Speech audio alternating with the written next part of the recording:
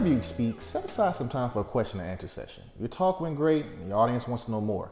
Now you have the opportunity to clarify some things for them in the moment by answering whatever questions they may have. But question and answer sessions can go great or not so great. It all depends on the topic, depends on how many people you're talking to. It also could depend on the energy. It can help drastically, but it's also somewhat out of your hands because you're ultimately letting your audience speak their mind for a few minutes. You don't have any control of what your audience will ask, and you only hope that they will stay on topic. Still, whenever I work with a client, I always stress to them that they should negotiate and verify that there will be a specific time set aside for questions and answers, usually 10 to 15 minutes.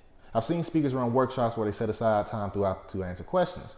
Also, in a more traditional sense, I've seen speakers wait until the very end of the session to conduct it. In either instance, it needs to be done properly because it's not always as easy as it seems. And with that being said, there's some things you really need to consider. Q&A sessions are most popular with workshops. This is when you can have at max a classroom size full of people. Think of a room that wouldn't be too hard to manage. The bigger the room, the more time a Q&A session could take up. It may also be harder for everyone to hear the question that's being asked. But with everything being practically virtual now, it doesn't matter how many people you're talking to. Online meeting platforms make it super easy to run a successful Q&A no matter the size. So for example, with a free Zoom account, although it's capped at 40 minutes, you can host up to 100 participants at one time. In a typical live setting that includes 100 participants or more, it will be very difficult for most speakers to conduct a Q&A session. Your mic runner will actually be bouncing around all over the place and you can easily lose control. In a virtual environment, you can run it efficiently within a workshop or at the end of a keynote. You can also collect questions within the chat. If someone is long-winded, you can exercise the mute button. Although it can present a set of other challenges, virtually presenting makes conducting QA sessions a lot easier. Like with the whole speaking process, you're literally learning and adapting every time you conduct a Q&A. So there isn't a one-size-fits-all solution for how you handle it, but you should always feel like you're in full control. So if you're dealing with a person who seems unruly or agitated and they have their hand up, you don't have to call on them. You aren't obligated to allow everybody who raises their hand to ask a question. This almost sounds rude, but it's up to you to read the room. Sometimes you'll recognize that allowing a person to ask a question might not be in everybody's best interest.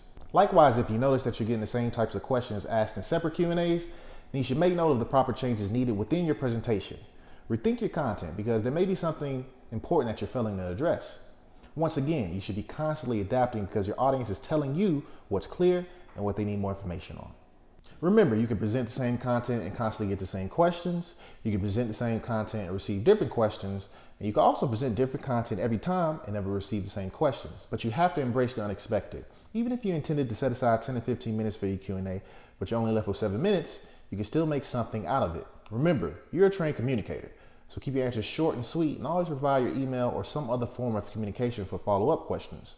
Another key thing to do is when you're asked a question, always repeat the question back. First, this is a good idea because you can make sure that you heard the person correctly in order to give them the best answer. Secondly, you're making sure that everybody else in the crowd heard the question. You also make sure that the person asking the question, yourself, and the audience are all on the same page. It can take some time to truly master Q&A, but it gives you the opportunity to prove your worth. So prepare as best as you can and take full advantage of it.